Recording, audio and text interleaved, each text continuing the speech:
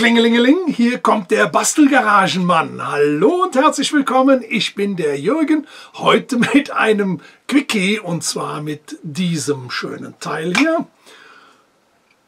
Zeige ich euch aber auch genau, worum es sich jetzt handelt. Und zwar habe ich mich immer unheimlich geärgert, wenn ich etwas anzeichnen musste. Und zwar zum Beispiel so ein Brett, wenn ich hier rundherum eine Linie haben musste. Dann habe ich immer hier mit dem Winkel erst diese Seite angezeichnet, dann hier oben rum gefummelt, dass ich die gleiche Linie trage, das hier übertragen, dann wieder hier auf der Seite auch schauen, wo das hier weitergeht.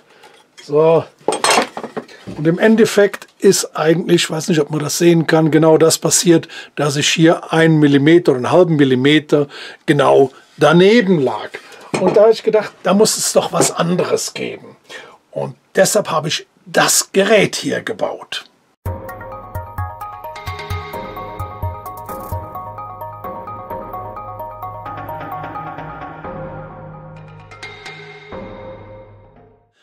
Gebaut habe ich das Ganze aus 20 mm dickem Siebdruckplatten.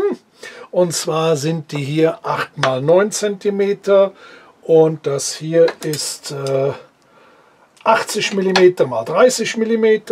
Dann habe ich hier eine Schraube, und zwar eine 8 mm Schraube, die ist 100 mm lang. Die passende Rampermuffe dazu und 2 Federn, die halt hier um die Schraube drumherum passen. Dann richten wir diese beiden Teile nebeneinander aus, legen die Klötze oben drauf und zeichnen das Ganze an. Anschließend hier an der Seite die Dicke einzeichnen. Und diese Ecken hier, die habe ich jetzt mal gekennzeichnet, die schneiden wir raus.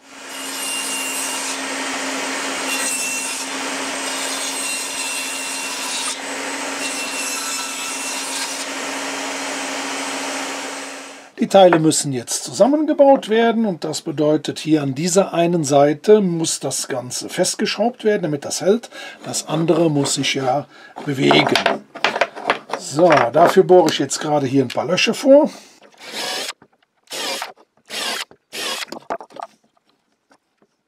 Und setze dann in die Löcher hier Schrauben rein. Verschrauben wir das Ganze mal.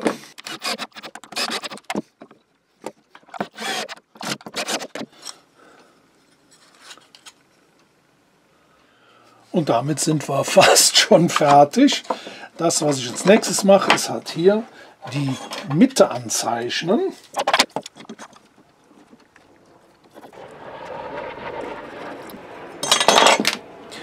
Und da bohren wir jetzt ein 8er Loch rein.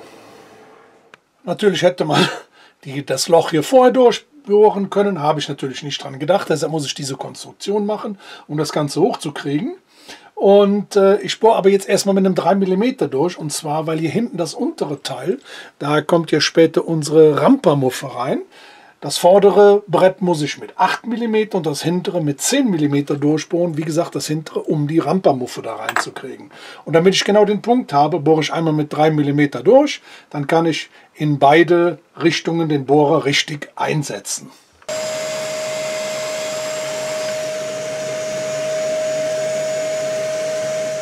Hier liegt das Teil für die 10 mm. Hier habe ich jetzt einen 8 mm Bohrer drin und das bohre ich hier mal durch.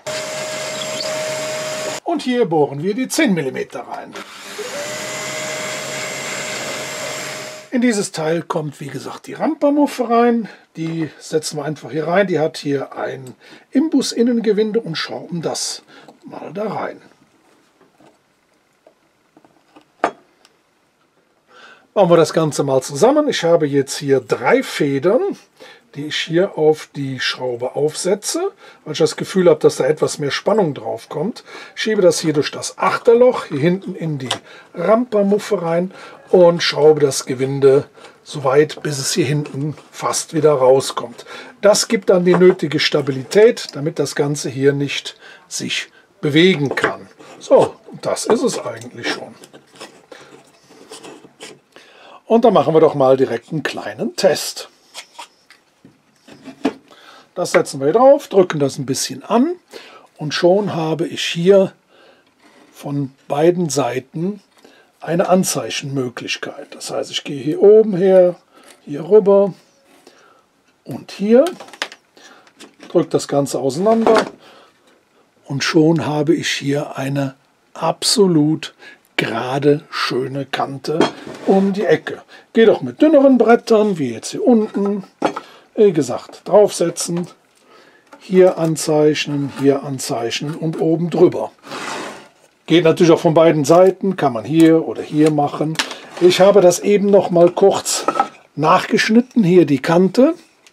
Das habe ich an der Kappsäge noch mal schön gleichmäßig hier abgeschnitten. Und deshalb ist das hundertprozentig im Winkel. Können wir aber auch hier noch mal testen.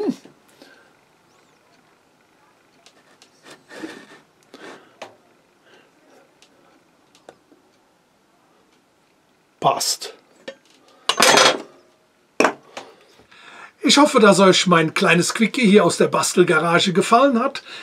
Wenn ja, würde ich sagen, abonniert mich doch bitte.